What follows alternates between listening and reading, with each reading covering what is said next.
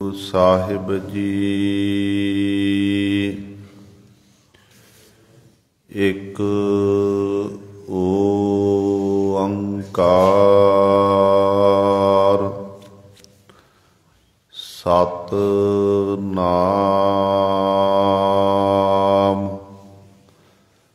ਕਰਤਾ ਪੁਰਖ ਨਿਰਭਉ ਨਿਰਵੈਰ ਅਕਾਲ ਮੂਰਤ ਅਜੂਨੀ ਸੈਭੰ ਗੁਰ ਪ੍ਰਸਾਦ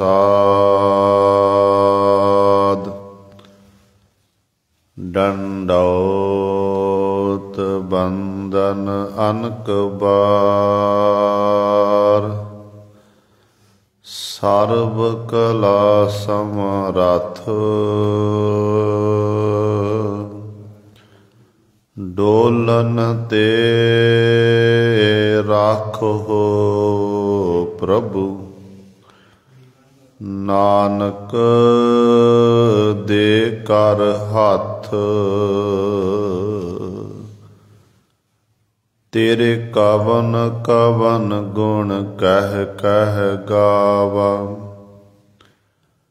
ਤੂੰ ਸਾਹਿਬ ਗੁਣੀ ਨਿਦਾਨਾ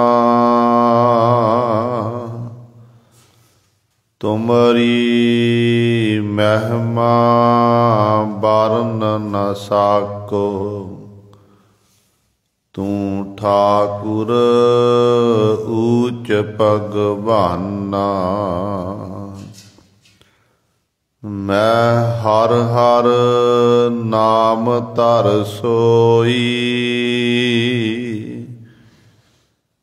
ਜਿਉ ਪਾਵੈ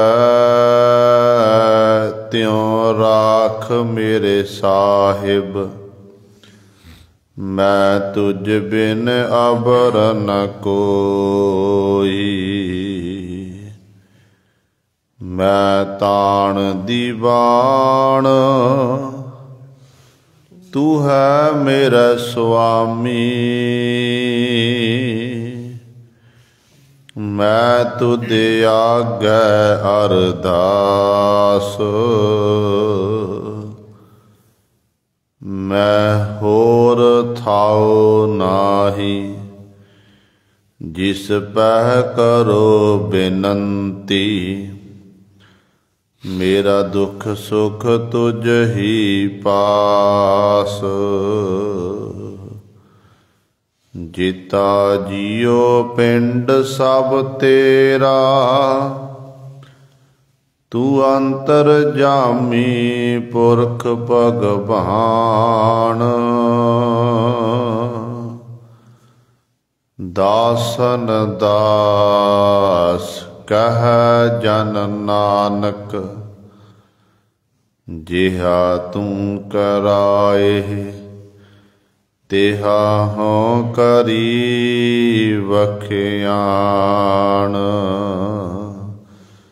ਦਾਸਨ ਦਾਸ ਕਹਿ ਜਨ ਨਾਨਕ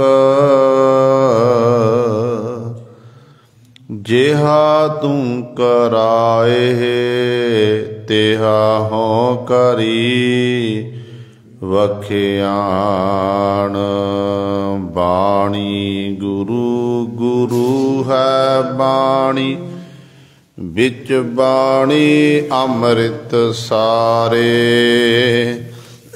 ਗੁਰ ਬਾਣੀ ਕਹੈ ਸੇਵਕ ਜਨ ਮਾਨੈ ਪਰਤਖ ਗੁਰੂ ਨਿਸਤਾਰੇ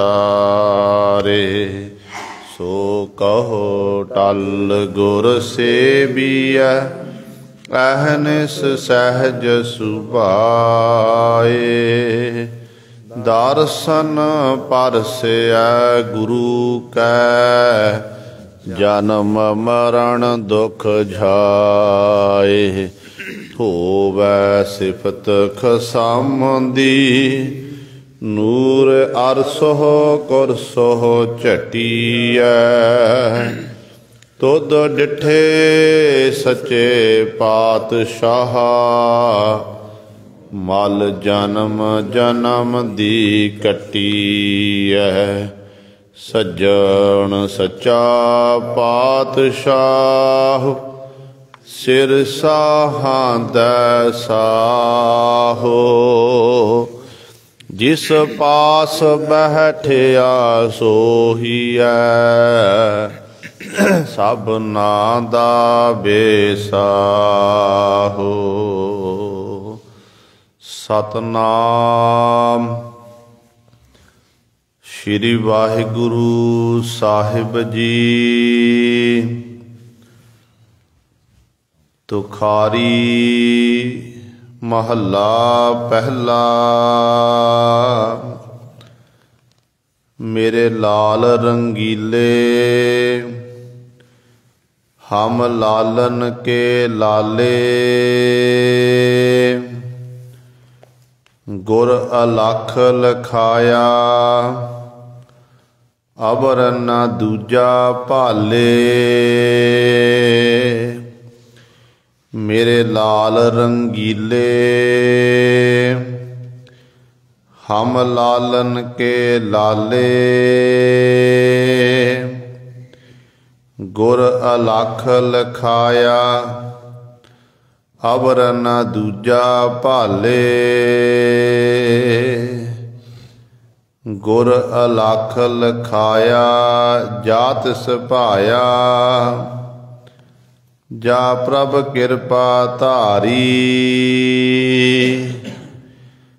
जग जीवन दाता पुरख विधाता सहज मिले बनवारी। नदर करे तू तारह तरीय सच देव हो दीन दयाला। प्रणवत नानक दासन दासा तू सर्ब जिया प्रतपाला।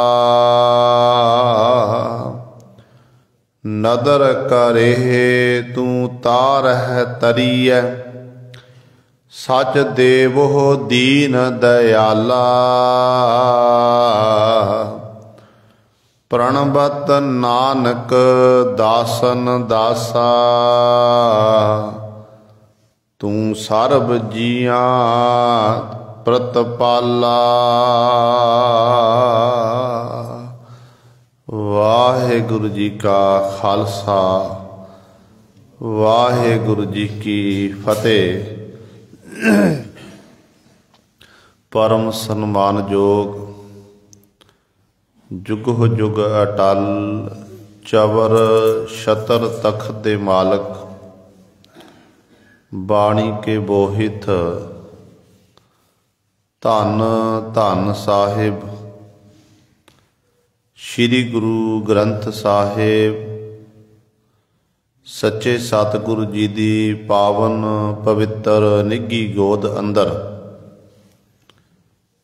जुड़ बैठे गुरु रूप गुरु सवारे सतसंगी जनों, आप जी बड़ भागे हो जो दशमेश पिता गुरु कलगीधर सतगुरु बादशाह दरवेश गुरु गोबिंद सिंह हक हक अंदेश गुरु गोबिंद सिंह शाह शहनशाह अमृत के दाते सरवंस दानी धन धन साहिब श्री गुरु गोबिंद सिंह महाराज जी की चरण छो धरती महान पवित्र अस्थान गुरुद्वारा मंजी साहिब आलमगीर विखे अमृत वेले तो हाजरियां भर के सतसंगत करके सतगुरु महाराज जी दियां खुशियां प्राप्त कर रहे हो। अमृत वेले तो सजे हुए दीवाना विच आप जी ने हुणे ही सत्कार जो गुरु घर दे कीर्तनियां पासों ਸ਼੍ਰੀ ਆਸਾ ਜੀ ਕੀ ਵਾਰ ਦੇ ਕੀਰਤਨ ਸ਼ਰਵਣ ਕੀਤੇ ਹਨ। ਸੋ ਆਓ ਗੁਰੂ ਸਵਾਰਿਓ, ਸਮਾਂ ਹੈ ਜੋ ਚੱਲ ਰਹੀ ਲੜੀਵਾਰ ਗੁਰਬਾਣੀ ਦੀ ਕਥਾ ਆਪ ਸੰਗਤਾਂ ਸ਼ਰਵਣ ਕਰਦੀਆਂ ਆ ਰਹੀਆਂ ਹਨ। ਆਓ ਆਪਣੀਆਂ ਮਨ ਬਿਰਤੀਆਂ ਇਕਾਗਰ ਕਰੀਏ, ਧਿਆਨ ਗੁਰੂ ਚਰਨਾਂ ਨਾਲ ਜੋੜੀਏ ਤੇ ਗੁਰੂ ਮਹਾਰਾਜ ਜੀ ਦੇ ਪਾਵਨ ਉਪਦੇਸ਼ ਨੂੰ ਹਿਰਦਿਆਂ ਵਿੱਚ ਵਸਾ ਕੇ ਆਪਣਾ ਜੀਵਨ ਸਫਲਾ ਕਰੀਏ। ਕਰੋ ਸਾਰੇ ਆਪਣੀ ਰਸਨਾ ਪਵਿੱਤਰ ਤੇ ਉਚਾਰਨ ਕਰੋ ਜੀ ਸਤਨਾਮ ਸ਼੍ਰੀ ਵਾਹਿਗੁਰੂ ਸਾਹਿਬ ਜੀ। ਤੁਖਾਰੀ ਮਹੱਲਾ ਪਹਿਲਾ। ਮੇਰੇ ਲਾਲ ਰੰਗੀਲੇ ਹਮ ਲਾਲਨ ਕੇ ਲਾਲੇ, ਗੁਰ ਅਲਖ ਲਖਾਇਆ ਅਵਰ ਨਾ ਦੂਜਾ ਭਾਲੇ। ਤੁਖਾਰੀ ਰਾਗ ਦੇ ਵਿੱਚ ਪਹਿਲੇ ਪਾਤਸ਼ਾਹ ਧੰਨ ਧੰਨ ਸਾਹਿਬ ਸ੍ਰੀ ਗੁਰੂ ਨਾਨਕ ਦੇਵ ਮਹਾਰਾਜ ਜੀ 1112 ਅੰਕ ਤੇ ਪੰਜਵੇਂ ਸ਼ਬਦ ਦੁਆਰਾ ਸਤਿਗੁਰੂ ਜੀ ਸਾਨੂੰ ਪਾਵਨ ਉਪਦੇਸ਼ ਬਖਸ਼ਿਸ਼ ਕਰ ਰਹੇ ਹਨ। ਅੱਜ ਦੇ ਇਸ ਪਾਵਨ ਬੰਦ ਦੁਆਰਾ ਗੁਰੂ ਨਾਨਕ ਸਾਹਿਬ ਮਹਾਰਾਜ ਸਾਨੂੰ ਇਹ ਸਮਝਾ ਰਹੇ ਨੇ ਕਿ ਇੱਕ ਜਗਿਆਸੂ ਨੇ ਜਿਹਦੇ ਅੰਦਰ ਪ੍ਰਭੂ ਨੂੰ ਮਿਲਣ ਦੀ ਤਾਂਘ ਪੈਦਾ ਹੋਵੇ, ਜਿਨੇ ਇਹ ਅੰਦਰ ਤੜਫ ਪੈਦਾ ਕਰ ਲਈ ਕਿ ਮੈਂ ਮਾਲਕ ਪ੍ਰਭੂ ਦੇ ਦੀਦਾਰ ਕਰਨੇ ਹਨ, ਮਾਲਕ ਦੀਆਂ ਖੁਸ਼ੀਆਂ ਲੈਣੀਆਂ ਹਨ। ਤੇ ਸਤਿਗੁਰੂ ਜੀ ਕਹਿੰਦੇ ਫਿਰ ਖੁਸ਼ੀ ਲੈਣ ਦੇ ਲਈ ਤੈਨੂੰ ਮਾਲਕ ਦੇ ਚਰਨਾਂ 'ਚ ਬੇਨਤੀ ਕਰਨ ਦਾ ਤਰੀਕਾ ਆਉਂਦਾ ਹੋਵੇ। ਜੇ ਤੈਨੂੰ ਬੇਨਤੀ ਕਰਨ ਦਾ ਤਰੀਕਾ ਨਹੀਂ ਆਉਂਦਾ ਤੇ ਮਾਫ ਕਰਨਾ, ਫਿਰ ਤੈਨੂੰ ਮਾਲਕ ਦੇ ਦਰ ਤੋਂ ਕੁਝ ਵੀ ਪ੍ਰਾਪਤ ਨਹੀਂ ਹੋਵੇਗਾ। ਜਿਵੇਂ ਕਹਿੰਦੇ ਨੇ ਇੱਕ ਇਸਤਰੀ ਨੇ ਸ਼ਿਵ ਜੀ ਦੀ ਆਰਾਧਨਾ ਕੀਤੀ, ਸ਼ਿਵ ਜੀ ਪ੍ਰਗਟ ਹੋ ਗਿਆ। ਕਹਿਣ ਲੱਗੀ, ਸ਼ਿਵ ਜੀ ਕਹਿੰਦਾ ਵਰ ਮੰਗ, ਇੱਕ ਦਾਤ ਲੈ। ਤੇ ਹੁਣ ਇਸਤਰੀ ਕਹਿੰਦੀ ਮੈਂ ਸੋਚ ਕੇ ਵਿਚਾਰ ਕੇ ਦੱਸਾਂਗੀ। ਘਰ ਵਿੱਚ ਗਈ, ਹੁਣ ਮਨ 'ਚ ਇੱਛਾ ਹੈ, ਘਰ ਵਿੱਚ ਨੂੰਹ ਹੈ ਪਰ ਬੱਚਾ ਨਹੀਂ ਹੈ, ਤੇ ਗਰੀਬੀ ਹੈ ਘਰ ਵਿੱਚ। ਤੀਜਾ ਇਸਤਰੀ ਦੇ ਨੇਤਰਾਂ ਨੂੰ ਦਿਖਾਈ ਕੁਝ ਨਹੀਂ ਦਿੰਦਾ। ਤੇ ਮਨ 'ਚ ਵਿਚਾਰ ਕੀਤੀ, ਵਿਚਾਰ ਕਰਨ ਉਪਰੰਤ ਕਹਿਣ ਲੱਗੀ ਪਰਮਾਤਮਾ ਮੇਰੇ ਮਨ ਦੀ ਇੱਛਾ ਹੈ ਕਿ ਮੈਂ ਸੋਨੇ ਦੀ ਮਧਾਣੀ ਵਿੱਚ ਆਪਣੀ ਨੂੰਹ ਨੂੰ ਦੁੱਧ ਰੜਕਦੀ ਦੇਖਾਂ ਤੇ ਉਹਦੀ ਗੋਦ 'ਚ ਬੱਚਾ ਖੇਡਦਾ ਹੋਵੇ। ਹੁਣ ਗੁਰੂ ਸਾਹਿਬ ਇੱਕ ਸ਼ਬਦ ਦੇ ਵਿੱਚ ਹੀ ਇੱਕ ਬੇਨਤੀ ਸਭ ਕੁਝ ਮੰਗ ਲਿਆ। ਜੇ ਨੇਤਰ ਠੀਕ ਹੋਣਗੇ, ਨੇਤਰਾਂ ਨਾਲ ਦੇਖ ਸਕਦੀ ਹੈ। ਸੋਨਾ ਤਾਂ ਆਉਣਾ ਜੇ ਘਰ 'ਚ ਅਮੀਰੀ ਹੋਵੇਗੀ, ਗਰੀਬੀ ਕੱਟੀ ਜਾਵੇਗੀ। ਤੇ ਨੂੰਹ ਨੂੰ ਬੱਚਾ ਨਹੀਂ ਹੋ ਰਿਹਾ ਸੀ ਤੇ ਉਹ ਵੀ ਗੁਰੂ ਸਾਹਿਬ ਪ੍ਰਾਪਤ ਕਰ ਲਿਆ। ਕਹਿਣ ਦਾ ਭਾਵ ਹੈ ਕਿ ਇਹ ਤਰੀਕੇ ਹੁੰਦੇ ਨੇ। ਜਦੋਂ ਆਪਾਂ ਗੁਰੂ ਸਾਹਿਬਾਨ ਦੇ ਚਰਨਾਂ 'ਚ ਆਉਂਦੇ ਹਾਂ, ਗੁਰੂ ਪਾਤਸ਼ਾਹ ਦੇ ਚਰਨਾਂ 'ਚ ਬੇਨਤੀਆਂ ਕਰਦੇ ਹਾਂ, ਤੇ ਕਈਆਂ ਦੀਆਂ ਬੇਨਤੀਆਂ ਸਤਿਗੁਰੂ ਸੁਣਦੇ ਨੇ, ਕਈਆਂ ਦੀ ਨਹੀਂ ਸੁਣੀਆਂ ਜਾਂਦੀਆਂ ਨੇ। ਉਹ ਕਸੂਰ ਗੁਰੂ ਦਾ ਨਹੀਂ, ਕਸੂਰ ਸਾਡਾ ਹੀ ਹੈ। ਉਹ ਕਸੂਰ ਸਾਡਾ ਹੀ ਹੈ ਕਿ ਸਾਨੂੰ ਉਹ ਬੇਨਤੀ ਕਰਨੀ ਨਹੀਂ ਆ ਰਹੀ ਹੈ। ਜਦੋਂ ਬੇਨਤੀ ਕਰਨ ਦਾ ਤਰੀਕਾ ਆ ਗਿਆ ਤੇ ਗੁਰੂ ਫਿਰ ਆਪਣੇ ਆਪ ਹੀ ਬੇਨਤੀ ਸੁਣ ਲੈਂਦਾ ਹੈ। ਤੇ ਪਾਵਨ ਸ਼ਬਦ ਦੇ ਵਿੱਚ ਵੀ ਗੁਰੂ ਨਾਨਕ ਸਾਹਿਬ ਮਹਾਰਾਜ ਪਰਮੇਸ਼ਰ ਦੇ ਸਨਮੁਖ ਬੇਨਤੀ ਕਰਨ ਦਾ ਤਰੀਕਾ ਦੱਸਦੇ ਨੇ। ਕਹਿੰਦੇ ਨੇ ਆਰੰਭਤਾ ਵਿੱਚ ਬਚਨ ਕਰਦੇ ਹਨ ਕਿ ਮੇਰੇ ਲਾਲ ਰੰਗੀਲੇ ਹਮ ਲਾਲਨ ਕੇ ਲਾਲੇ। ਤੁਖਾਰੀ ਰਾਗ ਵਿੱਚ ਪਾਤਸ਼ਾਹ ਦਾ ਪਾਵਨ ਸ਼ਬਦ ਹੈ कहते मेरे लाल रंगीले, हे मेरे सोहणे लाल रंगीले, जिहड़ा अनेकां रंगां विच रंगिया होया, अनेकां प्रकार दे कौतक करन वाला है। हे मेरे सोहणे परमेश्वर, हम लालन के लाले, असी आप जी दे जिहड़े लाल हन, जिहड़े आप जी हम लालन के लाले, हे परमेश्वर असी तेरे सेवकां दे सेवक हाँ। साडे उत्ते ये बख्शिश करना कर। गुर अलख लखाया अवर ना दूजा भाले, गुरु ने कृपा कीती, जिहड़ा अलख लखना तो रहत है, लखिया नहीं जा सकदा। ਉਹ ਕਹਿੰਦੇ ਜਿਸ ਜਿਹਦੇ ਬਰਾਬਰ ਕਹਿੰਦੇ ਹੋਰ ਕੋਈ ਸੰਸਾਰ ਢੂੰਡ ਕੇ ਦੇਖਣਾ ਕਿ ਲੱਭ ਕੇ ਦੇਖਣਾ ਕੀਤਾ, ਉਸ ਮਾਲਕ ਪ੍ਰਭੂ ਜੈਸਾ ਕੋਈ ਦੂਜਾ ਨਹੀਂ ਹੈ। ਕਹਿੰਦੇ ਇਹੋ ਜਿਹਾ ਪਰਮੇਸ਼ਰ ਵਾਹਿਗੁਰੂ ਮੇਰੇ ਗੁਰੂ ਨੇ ਕਿਰਪਾ ਕਰਕੇ ਮੈਨੂੰ ਦਿਖਾ ਦੇਣਾ, ਅਨੇਕਾਂ ਪ੍ਰਕਾਰ ਦੇ ਕੌਤਕ ਕਰਨ ਵਾਲਾ ਹੈ। ਤੇ ਜੋ ਕੁਝ ਵੀ ਸੰਸਾਰ ਵਿੱਚ ਪਹਿਲਾਂ ਹੋਇਆ, ਵਰਤਮਾਨ ਸਮੇਂ 'ਚ ਹੋ ਰਿਹਾ ਹੈ, ਅੱਗੇ ਹੋਵੇਗਾ, ਇਹ ਸਭ ਕੁਝ ਉਸ ਵਾਹਿਗੁਰੂ ਦੇ ਹੁਕਮ ਦੇ 'ਚ ਹੋ ਰਿਹਾ ਹੈ। ਤੇ ਐਸੇ ਲਾਲੇ ਨੂੰ, ਐਸੇ ਪਰਮੇਸ਼ਰ ਨੂੰ ਦੇਖਣ ਦੇ ਲਈ ਸਾਨੂੰ ਉਸ ਮਾਲਕ ਵਾਹਿਗੁਰੂ ਦੇ ਲਾਲੇ ਗੋਲੇ ਬਣਨਾ ਪਵੇਗਾ। ਜਦੋਂ ਤੱਕ ਗੋਲੇ ਨਹੀਂ ਬਣਦੇ, ਗੋਲੇ ਤੋਂ ਬਾਅਦ ਸੇਵਕ ਦਾਸ, ਤੇ ਇਹ ਜਦੋਂ ਇਹ ਗੋਲੇ ਨਹੀਂ ਆਪਾਂ ਬਣਾਂਗੇ ਤੇ ਉਦੋਂ ਤੱਕ ਗੁਰੂ ਸਵਾਰੇ ਉਸ ਮਾਲਕ ਪ੍ਰਭੂ ਦੀ ਸਾਨੂੰ ਪ੍ਰਾਪਤੀ ਨਹੀਂ ਹੋ ਸਕਦੀ ਹੈ। ਇਸੇ ਕਰਕੇ ਸਤਿਗੁਰੂ ਮਹਾਰਾਜ ਕਹਿੰਦੇ ਨੇ ਕਿ ਜਿਵੇਂ ਉਹ ਮਾਲਕ ਦੀ ਪ੍ਰਾਪਤੀ ਕਰਨ ਦੇ ਲਈ ਕਹਿੰਦੇ ਤੂੰ ਸੇਵਕ ਬਣ ਕੇ ਉਸ ਮਾਲਕ ਦੇ ਚਰਨਾਂ 'ਚ ਅਰਦਾਸ ਬੇਨਤੀ ਕਰ। ਜਦੋਂ ਤੂੰ ਸੇਵਕ ਬਣ ਕੇ ਅਰਦਾਸ ਬੇਨਤੀ ਕਰੇਗਾ ਤੇ ਸਤਿਗੁਰੂ ਨੇ ਤੇਰੀ ਬੇਨਤੀ ਪ੍ਰਵਾਨ ਕਰਨੀ, ਤੈਨੂੰ ਫਿਰ ਸਾਰੀਆਂ ਖੁਸ਼ੀਆਂ ਖੇੜੇ ਸਤਿਗੁਰੂ ਮਹਾਰਾਜ ਨੇ ਬਖਸ਼ਿਸ਼ ਕਰ ਦੇਣੀਆਂ ਨੇ। ਤੇਰੀ ਹਰ ਮੋੜ ਤੇ ਸਤਿਗੁਰੂ ਜੀ ਫਿਰ ਸਹਾਇਤਾ ਵੀ ਕਰਨਗੇ। ਆਪਾਂ ਸਤਿਗੁਰੂ ਮਹਾਰਾਜ ਦੇ ਬਚਨ ਪੜ੍ਹਦੇ ਹਾਂ, ਗੁਰੂ ਸਾਹਿਬਾਨ ਜੀ ਜਿਹੜੇ ਉਸ ਮਾਲਕ ਦੇ ਸੇਵਕ ਬਣ ਜਾਂਦੇ ਨੇ, ਆਪਣੇ ਸੇਵਕਾਂ ਦੀ ਫਿਰ ਪ੍ਰਮਾਤਮਾ ਆਪ ਰੱਖਿਆ ਕਰਦਾ ਹੈ। ਆਪਣੇ ਸੇਵਕ ਕੀ ਆਪੇ ਰਾਖੈ, ਆਪੇ ਨਾਮ ਜਪਾਵੈ, ਜਹ ਜਹ ਕਾਜ ਕਿਰਤ ਸੇਵਕ ਕੀ, ਤਾਹਾਂ ਤਾਹਾਂ ਉਠ ਧਾਵੈ, ਸੇਵਕ ਕੋ ਨਿਕਟੀ ਹੋਏ ਦਿਖਾਵੈ। ਸੇਵਕ ਦੇ ਪਰਮਾਤਮਾ ਨਿਕਟ ਵਰਤੀ ਹੋ ਕੇ ਵਰਤਦਾ।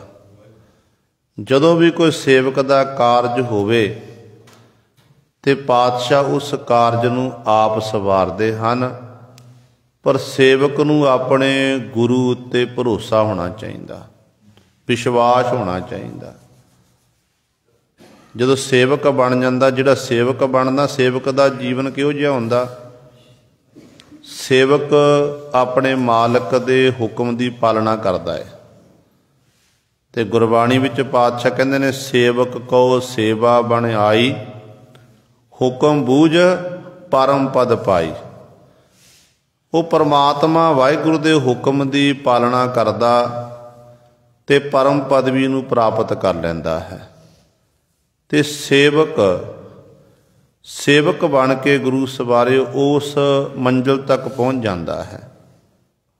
ਪਰ ਗੱਲ ਇਹ ਹੈ ਕਿ ਸੇਵਕ ਕਹਾਉਣਾ ਸੌਖਾ ਤੇ ਸੇਵਕ ਬਣਨਾ ਬੜਾ ਔਖਾ ਹੈ। ਗੁਰੂ ਮਿਹਰਮਤ ਕਰੇ, ਗੁਰੂ ਕਿਰਪਾ ਕਰੇ, ਫਿਰ ਹੀ ਸੇਵਕ ਬਣਿਆ ਜਾ ਸਕਦਾ ਹੈ। ਤੇ ਸਤਿਗੁਰੂ ਕਹਿੰਦੇ ਤੂੰ ਉਸ ਮਾਲਕ ਦੇ ਦਰ ਦਾ ਗੋਲਾ ਬਣ ਜਾ, ਸੇਵਕ ਬਣ ਜਾ, ਤੇ ਗੁਰੂ ਨੇ ਤੇਰੇ ਉੱਤੇ ਅਪਾਰ ਬਖਸ਼ਿਸ਼ ਰਹਿਮਤ ਕਰ ਦੇਣੀ। ਜੋ ਸੇਵਕ ਦੇ ਮਨ ਦੇ ਵਿੱਚ ਗੁਰੂ ਦੇ ਪ੍ਰਤੀ ਪ੍ਰੇਮ ਪੈਦਾ ਹੋ ਜਾਂਦਾ ਨਾ, ਤੇ ਸੇਵਕ ਫਿਰ ਕਿਸੇ ਦੀ ਪਰਵਾਹ ਨਹੀਂ ਕਰਦਾ, ਕਿਸੇ ਦੀ ਪਰਵਾਹ ਨਹੀਂ ਕਰਦਾ। ਉਹ ਮਾਰਨ ਮਰਨ ਲਈ ਤਿਆਰ ਹੋ ਜਾਂਦਾ ਸੇਵਕ। ਦੇਖੋ, ਜਦੋਂ ਗੁਰੂ ਗੋਬਿੰਦ ਸਿੰਘ ਮਹਾਰਾਜ ਰਾਏਕੋਟ ਤੋਂ ਸਤਿਗੁਰੂ ਜੀ ਦੀਨੇ ਕਾਂਗੜ ਦੀ ਧਰਤੀ ਤੇ ਪਹੁੰਚੇ ਸਨ, ਦੀਨਾ ਸਾਹਿਬ ਪਹੁੰचे। ਜੋ ਭਾਈ ਜੋਧ ਜੀ ਦੇ ਪਰਿਵਾਰ ਵਿੱਚੋਂ ਚੌਧਰੀ ਸ਼ਮੀਰ, ਲਖਵੀਰ ਤੇ ਤਖਤ ਮਲ ਇਹ ਸਤਿਗੁਰਾਂ ਦੀ ਸੇਵਾ 'ਚ ਹਾਜ਼ਰ ਹੋਏ। ਬੜੀ ਸਤਿਗੁਰਾਂ ਦੀ ਸੇਵਾ ਕੀਤੀ। ਇੱਥੇ ਸਤਿਗੁਰੂ ਜੀ ਨੇ ਕੁਝ ਕੁ ਮਹੀਨਿਆਂ ਦਾ ਜਿਹੜਾ ਸਫ਼ਰ ਸੀ ਇੱਥੇ ਹੀ ਸਤਿਗੁਰੂ ਬਤੀਤ ਕੀਤਾ ਸੀ। ਤੇ ਜਦੋਂ ਸਤਿਗੁਰ ਦੀ ਟਹਿਲ ਸੇਵਾ ਹੋ ਰਹੀ ਹੈ, ਇੱਥੇ ਸਤਿਗੁਰ ਦੇ ਦੀਵਾਨ ਸੱਜਣ ਲੱਗ ਪਏ। ਸੰਗਤਾਂ ਸਤਿਗੁਰਾਂ ਦੀ ਹਜ਼ੂਰੀ 'ਚ ਪਹੁੰਚਦੀਆਂ। ਇੱਥੇ ਹੀ ਪਾਤਸ਼ਾਹ ਮਹਾਰਾਜ ਫਿਰ ਜੋ ਸੰਗਤ ਦਾ ਇਕੱਠ ਦੇਖਦੇ ਨੇ ਤੇ ਸਿੰਘਾਂ ਨੂੰ ਫਿਰ ਅੰਮ੍ਰਿਤ ਛਕਾ ਕੇ ਸਿੱਖ ਤੋਂ ਸਿੰਘ ਬਣਾਉਂਦੇ ਹਨ। ਕਹਿੰਦੇ ਜਦੋਂ ਸਤਿਗੁਰੂ ਗੁਰੂ ਕਲਗੀਧਰ ਪਾਤਸ਼ਾਹ ਮਹਾਰਾਜ ਦੀਨੇ ਦੀ ਧਰਤੀ ਤੇ ਰਹਿ ਰਹੇ ਸੀ, ਇੱਥੋਂ ਹੀ ਪਾਤਸ਼ਾਹ ਨੇ ਇੱਕ ਜਫਰਨਾਮਾ ਜਿਹੜੀ ਫਤਿਹ ਚਿੱਠੀ ਹੈ ਔਰੰਗਜ਼ੇਬ ਬਾਦਸ਼ਾਹ ਲਿਖੀ ਸੀ, ਦੱਖਣ ਵੱਲ ਨੂੰ ਭਾਈ ਦਇਆ ਸਿੰਘ ਨੂੰ ਭੇਜਿਆ ਸੀ, ਜਿਹਦੇ ਰਾਹੀਂ ਸ਼ਬਦ ਰੂਪੀ ਤੀਰ ਦੇ ਰਾਹੀਂ ਔਰੰਗਜ਼ੇਬ ਦੀ ਮੌਤ ਹੋਈ ਸੀ। ਇਤਿਹਾਸਕਾਰ ਲਿਖਦੇ ਨੇ ਕਿ ਜਦੋਂ ਹੁਣ ਸੇਵਕ ਬਣ ਕੇ ਤਿੰਨੋਂ ਭਰਾ ਗੁਰੂ ਕਲਗੀਧਰ ਪਾਤਸ਼ਾਹ ਮਹਾਰਾਜ ਦੀ ਸੇਵਾ ਕਰ ਰਹੇ ਨੇ, ਕਿਸੇ ਚੁਗਲਖੋਰ ਨੇ ਜਾ ਕੇ ਸੂਬਾ ਸਰਹੰਦ ਵਜੀਦ ਖਾਨ ਦੇ ਕੋਲ ਇਹ ਸ਼ਿਕਾਇਤ ਕੀਤੀ ਹੈ। ਦੇਖੋ ਜੀ, ਦੀਨੇ ਨਗਰ ਦੇ ਰਹਿਣ ਵਾਲੇ ਤਿੰਨੇ ਭਰਾ ਗੁਰੂ ਗੋਬਿੰਦ ਸਿੰਘ ਮਹਾਰਾਜ ਦੀ ਸੇਵਾ ਕਰ ਰਹੇ ਨੇ। ਉਹ ਸਤਿਗੁਰੂ ਉਹਨਾਂ ਕੋਲ ਰਹਿ ਰਹੇ ਹਨ। ਅੱਗੋਂ ਕਹਿੰਦੇ ਇਹਨਾਂ ਨੇ ਆਪਣਾ ਇੱਕ ਸੂਬਾ ਸਰਹੰਦ ਨੇ ਇੱਕ ਆਪਣਾ ਆਦਮੀ ਭੇਜਿਆ, ਇੱਕ ਪੱਤਰਕਾ ਲਿਖੀ ਸ਼ਮੀਰ ਨੂੰ ਤੇ ਲਖਵੀਰ ਨੂੰ ਕਿ ਤੁਸੀਂ ਹਕੂਮਤ ਦੇ ਬਾਗੀ ਗੁਰੂ ਗੋਬਿੰਦ ਸਿੰਘ ਮਹਾਰਾਜ ਨੂੰ ਆਪਣੇ ਘਰ 'ਚ ਪਨਾਹ ਦੇਣਾ ਕੀਤੀ ਹੈ। ਇਸ ਤਰ੍ਹਾਂ ਤੁਸੀਂ ਵੀ ਬਾਗੀ ਬਣਦੇ ਜਾ ਰਹੇ ਹੋ। ਜੇ ਤੁਸੀਂ ਚਾਹੁੰਦੇ ਹੋ ਕਿ ਸਾਡਾ ਰਾਜ ਭਾਗ ਇਸੇ ਤਰ੍ਹਾਂ ਵਸਦਾ ਰਹੇ, ਅਸੀਂ ਸਾਰੀ ਜ਼ਿੰਦਗੀ ਸੁੱਖਾਂ ਬਤੀਤ ਕਰੀਏ, ਤੇ ਸੂਬਾ ਸਰਹੰਦ ਕਹਿਣ ਲੱਗਿਆ ਫਿਰ ਇੰਜ ਕਰੋ, ਤੁਸੀਂ ਗੁਰੂ ਗੋਬਿੰਦ ਸਿੰਘ ਮਹਾਰਾਜ ਨੂੰ ਮੇਰੇ ਹਵਾਲੇ ਕਰ ਦਿਓ। ਗੁਰੂ ਗੋਬਿੰਦ ਸਿੰਘ ਮਹਾਰਾਜ ਨੂੰ ਮੇਰੇ ਹਵਾਲੇ ਕਰ ਦਿਓ। ਜੇਕਰ ਗੁਰੂ ਕਲਗੀਧਰ ਪਾਤਸ਼ਾਹ ਤੁਸੀਂ ਮੇਰੇ ਹਵਾਲੇ ਨਹੀਂ ਕਰਦੇ, ਫਿਰ ਜਿਹੋ ਜਿਹਾ ਹਸ਼ਰ ਤੁਹਾਡੇ ਗੁਰੂ ਦਾ ਹੋਇਆ, ਤੁਹਾਡੇ ਗੁਰੂ ਨੂੰ ਆਪਣਾ ਨਗਰ ਆਨੰਦਪੁਰ ਸਾਹਿਬ ਛੱਡਣਾ ਪਿਆ, ਪਰਿਵਾਰ ਬੱਚਿਆਂ ਨੂੰ ਸ਼ਹੀਦ ਕਰਾਉਣਾ ਪਿਆ, ਤੇ ਤੁਹਾਡਾ ਵੀ ਫਿਰ ਇਹੋ ਜਿਹੀ ਹਾਲਤ ਹੋਵੇਗੀ। ਜਦੋਂ ਹੁਣ ਇਹਨਾਂ ਤਿੰਨਾਂ ਭਰਾਵਾਂ ਨੇ ਪੱਤਰਕਾ ਪੜ੍ਹੀ ਹੈ ਤੇ ਨਾਲ ਹੀ ਜਵਾਬ ਲਿਖ ਦਿੱਤਾ। ਜਵਾਬ ਵਿੱਚ ਕੀ ਲਿਖਣਾ ਕੀਤਾ? ਕਹਿਣ ਲੱਗੇ ਕਿ ਜਿਵੇਂ ਇਸਲਾਮ ਦੇ ਵਿੱਚ ਤੁਹਾਡਾ ਮੱਕਾ ਮਦੀਨਾ ਪਵਿੱਤਰ ਹੈ, ਹਰ ਮੁਸਲਮਾਨ ਜ਼ਿੰਦਗੀ 'ਚ ਇੱਕ ਵਾਰੀ ਮੱਕੇ ਮਦੀਨੇ ਦੀ ਯਾਤਰਾ ਕਰਦਾ ਹੈ, ਜਿਵੇਂ ਤੁਹਾਡੇ ਇਸਲਾਮ ਦੇ ਵਿੱਚ ਪੀਰਾਂ ਦਾ ਸਤਿਕਾਰ ਹੈ, ਤੁਸੀਂ ਪੀਰਾਂ ਨੂੰ ਮੰਨਦੇ ਹੋ, ਤੇ ਭਾਈ ਸ਼ਮੀਰ ਸਿੰਘ, ਭਾਈ ਲਖਵੀਰ ਸਿੰਘ, ਤਖਤ ਮਲ ਜੀ ਇਹ ਕਹਿਣ ਲੱਗੇ ਇਸੇ ਤਰ੍ਹਾਂ ਗੁਰੂ ਗੋਬਿੰਦ ਸਿੰਘ ਮਹਾਰਾਜ ਸਾਡੇ ਮੱਕੇ ਮਦੀਨੇ ਨਾਲ ਵੱਧ ਪਵਿੱਤਰ ਹਨ। ਗੁਰੂ ਗੋਬਿੰਦ ਸਿੰਘ ਮਹਾਰਾਜ ਸਾਡੇ ਪੀਰਾਂ ਦੇ ਪੀਰ ਹਨ, ਤੇ ਸਾਡੇ ਮਨਾਂ 'ਚ ਗੁਰੂ ਗੋਬਿੰਦ ਸਿੰਘ ਮਹਾਰਾਜ ਦੇ ਇਸੇ ਤਰ੍ਹਾਂ ਹੀ ਸਨਮਾਨ ਹੈ, ਸਤਿਕਾਰ ਹੈ। ਅਸੀਂ ਗੁਰੂ ਨੂੰ ਅਥਾਹ ਪ੍ਰੇਮ ਕਰਦੇ ਹਾਂ। ਜਿੰਨੀਆਂ ਵੀ ਸਾਨੂੰ ਇਹ ਰਾਜ ਭਾਗ ਪ੍ਰਾਪਤ, ਇਸ ਰਿਆਸਤ ਦੇ ਮਾਲਕ ਹਾਂ, ਭੂਮੀ ਦੇ ਮਾਲਕ ਹਾਂ, ਕਹਿਣ ਲੱਗੇ ਇਹ ਸਾਰੀ ਭੂਮੀ ਗੁਰੂ ਗੋਬਿੰਦ ਸਿੰਘ ਮਹਾਰਾਜ ਦੀ ਹੈ। ਸਤਿਗੁਰ ਨੇ ਬਖਸ਼ਿਸ਼ ਕੀਤੀ ਹੈ ਤਾਂ ਸਾਡੇ ਘਰ ਦਾ ਗੁਜ਼ਰਾਨ ਚੱਲਦਾ ਹੈ। ਇਸ ਕਰਕੇ ਸਾਡੇ ਜਿਉਂਦਿਆਂ ਜੀ ਇਹ ਸੂਬਾ ਸਰਹੰਦ ਤੂੰ ਗੁਰੂ ਤੱਕ ਪਹੁੰਚ ਨਹੀਂ ਸਕਦਾ। ਜੇ ਤੂੰ ਸਾਡੇ ਉੱਤੇ ਚੜ੍ਹਾਈ ਕਰਕੇ ਆਇਆ ਨਾ, ਅਸੀਂ ਤੈਨੂੰ ਮੂੰਹ ਤੋੜ ਜਵਾਬ ਦੇਵਾਂਗੇ। ਜਦੋਂ ਤੱਕ ਆਪਾਂ ਆਪਣਾ ਪੁਰਜਾ ਨਹੀਂ ਕਟਾ ਲੈਂਦੇ, ਸ਼ਹੀਦ ਨਹੀਂ ਹੋ ਜਾਂਦੇ, ਉਦੋਂ ਤੱਕ ਤੂੰ ਗੁਰੂ ਗੋਬਿੰਦ ਸਿੰਘ ਮਹਾਰਾਜ ਤੱਕ ਪਹੁੰਚ ਨਹੀਂ ਸਕਦਾ ਹੈ। ਤੇ ਗੁਰੂ ਸਾਹਿਬ ਮੌਕੇ ਦੀ ਹਕੂਮਤ ਨੂੰ ਇਹ ਜਵਾਬ ਦੇਣਾ, ਤੇ ਗੁਰੂ ਗੋਬਿੰਦ ਸਿੰਘ ਮਹਾਰਾਜ ਦੀ ਟਹਿਲ ਸੇਵਾ 'ਚ ਹਾਜ਼ਰ ਰਹਿਣਾ, ਇਹ ਸਤਿਗੁਰੂ ਗੁਰੂ ਕਲਗੀਧਰ ਪਾਤਸ਼ਾਹ ਦੀ ਬਖਸ਼ਿਸ਼। ਇਹ ਸੇਵਕ ਦਾ ਜੀਵਨ ਹੈ। ਜਿਸ ਸੇਵਕ ਦਾ ਆਪਣੇ ਗੁਰੂ ਦੇ ਨਾਲ ਪ੍ਰੇਮ ਹੁੰਦਾ, ਉਹੀ ਸੇਵਕ ਇਹ ਕੰਮ ਕਰ ਸਕਦਾ ਹੈ ਕਿ ਗੁਰੂ ਦੇ ਪ੍ਰਤੀ ਅਥਾਹ ਸ਼ਰਧਾ ਭਾਵਨਾ ਤੋਂ ਬਿਨਾਂ ਕੋਈ ਵੀ ਕੰਮ ਨਹੀਂ ਹੁੰਦਾ ਹੈ। ਕਿਉਂਕਿ ਵੱਡੇ ਵਡੇਰਿਆਂ ਤੋਂ ਸਿੱਖੀ ਪ੍ਰਾਪਤ ਹੋਈ ਹੈ। ਰਾਏ ਜੋਧ ਜੀ ਤੋਂ, ਜੋਧ ਜੀ ਦੇ ਪਰਿਵਾਰ ਵਿੱਚੋਂ ਇਹ ਸਾਰੇ ਸਨ। ਜਿਸ ਕਰਕੇ ਇਹ ਸਿੱਖੀ ਦਾ ਬੂਟਾ ਲੱਗਿਆ ਹੋਇਆ ਤੇ ਸੇਵਕ ਬਣ ਕੇ ਆਪਣੇ ਜੀਵਨ ਨੂੰ ਉਹ ਬਤੀਤ ਕਰ ਰਹੇ ਨੇ। ਤੇ ਗੁਰੂ ਦੀ ਸੇਵਾ ਕਰਕੇ, ਟਹਿਲ ਕਰਕੇ ਤੇ ਗੁਰੂ ਸਵਾਰੇ ਇਸ ਤਰ੍ਹਾਂ ਉਹਨਾਂ ਉੱਤੇ ਗੁਰੂ ਦੀ ਬਖਸ਼ਿਸ਼ ਹੋ ਰਹੀ ਹੈ। ਸੋ ਕਹਿਣ ਦਾ ਭਾਵ ਹੈ ਕਿ ਜਦੋਂ ਗੁਰੂ ਕਿਰਪਾ ਕਰਦਾ, ਗੁਰੂ ਰਹਿਮਤ ਕਰਦਾ, ਗੁਰੂ ਦੀ ਕਿਰਪਾ ਦੇ ਨਾਲ ਫਿਰ ਉਸ ਜੀਵ ਸੇਵਕ ਬਣ ਕੇ ਆਪਣੇ ਜੀਵਨ ਨੂੰ ਸਫਲਾ ਕਰਦਾ ਹੈ, ਆਪਣੇ ਗੁਰੂ ਦੇ ਹੁਕਮ ਦੀ ਉਹ ਪਾਲਣਾ ਕਰਦਾ ਹੈ। ਕਹਿਣ ਲੱਗੇ ਪਾਤਸ਼ਾਹ ਗੁਰੂ ਨਾਨਕ ਸਾਹਿਬ ਮਹਾਰਾਜ, ਮੇਰੇ ਲਾਲ ਰੰਗੀਲੇ ਹਮ ਲਾਲਨ ਕੇ ਲਾਲੇ, ਹੇ ਮੇਰੇ ਸੋਹਣੇ ਲਾਲ। ਰੰਗੀਲੇ ਅਨੇਕਾਂ ਪ੍ਰਕਾਰ ਦੇ ਕੌਤਕ ਕਰਨ ਵਾਲੇ ਪਰਮੇਸ਼ਰ, ਹਮ ਲਾਲਣ ਕੇ ਲਾਲੇ, ਅਸੀਂ ਜਿਹੜੇ ਉਸ ਲਾਲਣ ਕੇ ਲਾਲੇ ਪਰਮੇਸ਼ਰ ਦੇ ਲਾਲੇ ਗੋਲੇ ਹਾਂ। ਜਿਵੇਂ ਸਤਿਗੁਰੂ ਕਹਿੰਦੇ ਨੇ, ਤੁਮਰੀ ਸ਼ਰਨ ਤੁਮਾਰੀ ਆਸਾ, ਤੁਮ ਹੀ ਸੱਜਣ ਸਹੇਲੇ, ਰਾਖੋ ਰਾਖਨ ਹਾਰ ਦਿਆਲਾ, ਨਾਨਕ ਘਰ ਕੇ ਗੋਲੇ। ਸਾਨੂੰ ਆ ਮਾਲਕ ਜੀ ਆਪਣੇ ਘਰ ਦੇ ਗੋਲੇ ਬਣਾ ਕੇ, ਸੇਵਕ ਬਣਾ ਕੇ ਰੱਖਣਾ ਕਰੋ। ਸੇਵਕ ਦਾ ਜੀਵਨ ਕਿਹੋ ਜਿਹਾ ਹੁੰਦਾ ਹੈ? ਗੁਰੂ ਗ੍ਰੰਥ ਸਾਹਿਬ ਮਹਾਰਾਜ ਦੇ ਵਿੱਚ ਸੇਵਕ ਦੀ ਪਰਿਭਾਸ਼ਾ ਸਤਿਗੁਰੂ ਜੀ ਨੇ ਸਮਝਾਉਣਾ ਕੀਤੀ ਹੈ।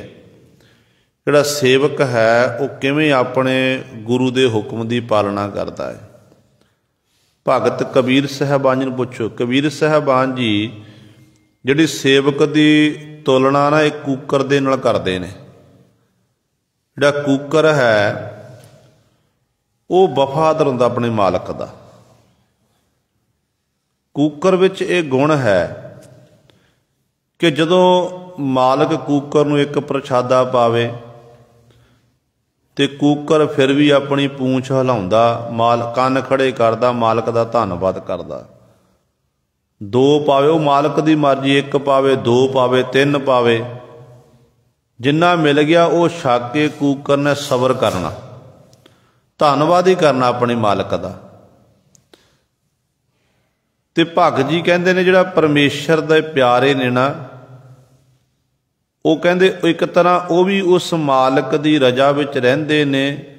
ਵਫਾਦਾਰੀ ਕੂਕਰ ਦੀ ਨਹੀਂ, ਹਰ ਸਮੇਂ ਆਪਣੇ ਮਾਲਕ ਦੇ ਹੁਕਮ ਦੀ ਪਾਲਣਾ ਕਰਦੇ ਨੇ। ਕਬੀਰ ਜੀ ਨੂੰ ਪੁੱਛ ਲਿਆ, ਕਬੀਰ ਜੀ ਕਹਿੰਦੇ ਨੇ, ਕਬੀਰ ਕੂਕਰ ਰਾਮ ਕੋ, ਮੁਤੀਆ ਮੇਰੋ ਨਾਉ, ਗਲੇ ਹਮਾਰੇ ਜੇਵਰੀ, ਜਹ ਖਿੰਚੈ ਤਹ ਜਾਓ। ਕਹਿੰਦੇ ਮੈਂ ਰਾਮ ਦੇ ਦਰ ਦਾ ਕੂਕਰ ਹਾਂ ਤੇ ਮੇਰੇ ਮਾਲਕ ਨੇ ਮੇਰਾ ਨਾਮ ਮੁਤੀਆ, ਮੋਤੀ ਰੱਖਿਆ ਹੋਇਆ ਹੈ। ਤੇ ਗਲੇ ਹਮਾਰੇ ਜੇਵਰੀ, ਜਹ ਖਿੰਚੈ ਤਹ ਜਾਓ। ਤੇ ਪਰਮਾਤਮਾ ਜੇ ਕੂਕਰ ਦੇ ਗਲ ਵਿੱਚ ਮਾਲਕ ਨੇ ਸੰਗਲੀ ਪਾਈ ਹੁੰਦੀ ਨਾ, ਕਹਿੰਦੇ ਇਸੇ ਤਰ੍ਹਾਂ ਮੇਰੇ ਮਾਲਕ ਨੇ ਮੇਰੇ ਗਲ ਵਿੱਚ ਹੁਕਮ ਰੂਪੀ ਸੰਗਲੀ ਪਾਈ ਹੋਈ ਹੈ। ਜਿੱਧਰਲੇ ਪਾਸੇ ਨੂੰ ਮੇਰਾ ਮਾਲਕ ਹੁਕਮ ਕਰਦਾ, ਜਿੱਧਰਲੇ ਪਾਸੇ ਨੂੰ ਖਿੱਚਦਾ ਹੈ, ਮੈਂ ਮਾਲਕ ਦੇ ਹੁਕਮ ਦੇ ਵਿੱਚ ਉਧਰਲੇ ਪਾਸੇ ਨੂੰ ਹੀ ਚਲਿਆ ਜਾਂਦਾ ਹਾਂ। ਭਾਵ ਇਹ ਕੂਕਰ ਦਾ ਜਿਹੜਾ ਗੁਣ ਹੈ ਉਹ ਭਗਤ ਜੀ ਨੇ ਬਿਆਨ ਕੀਤਾ ਹੈ ਕਿ ਪ੍ਰਭੂ ਦਾ ਸੇਵਕ ਜਿਹੜਾ ਹੈ ਹਰ ਸਮੇਂ ਸਤਿਗੁਰ ਦੀ ਰਜ਼ਾ ਵਿੱਚ, ਗੁਰੂ ਦੀ ਰਜ਼ਾ ਵਿੱਚ ਰਹਿ ਕੇ ਆਪਣੇ ਜੀਵਨ ਨੂੰ ਬਤੀਤ ਕਰਦਾ ਹੈ। ਇਸੇ ਤਰ੍ਹਾਂ ਹੀ ਧੰਨ ਗੁਰੂ ਤੇਗ ਬਹਾਦਰ ਸਾਹਿਬ ਮਹਾਰਾਜ ਨੂੰ ਪੁੱਛੋ, ਗੁਰੂ ਤੇਗ ਬਹਾਦਰ ਪਾਤਸ਼ਾਹ ਮਹਾਰਾਜ ਬਚਨ ਕਰਦੇ ਨੇ, ਕਹਿੰਦੇ ਨੇ ਪਰਮਾਤਮਾ ਦੀ ਇਬਾਦਤ ਕਿਵੇਂ ਕਰਨੀ ਹੈ। ਪੁੱਛਿਆ ਸਤਿਗੁਰੂ ਜੀ ਨੂੰ ਕਿਵੇਂ ਉਸ ਵਾਹਿਗੁਰੂ ਦੇ ਗੁਣਾਂ ਦਾ ਗਾਇਨ ਕਰਨਾ ਹੈ। ਤੇ ਸਤਿਗੁਰੂ ਕਹਿੰਦੇ ਨੇ ਕਿ ਸੁਆਮੀ ਕੋ ਗ੍ਰਹਿ ਜਿਉ ਸਦਾ ਸਵਾਨ ਤਜਤ ਨਹੀਂ ਨਿਤ ਨਾਨਕ ਇਹ ਬਿਦ ਹਰ ਭਜੋ ਇੱਕ ਮਨ ਹੋਏ ਇੱਕ ਚਿੱਤ। ਇੱਥੇ ਵੀ ਭਗਤ ਗੁਰੂ ਤੇਗ ਬਹਾਦਰ ਸਾਹਿਬ ਮਹਾਰਾਜ ਨੇ ਕੂਕਰ ਦੀ ਉਦਾਹਰਨ ਦੇਣਾ ਕੀਤੀ ਹੈ।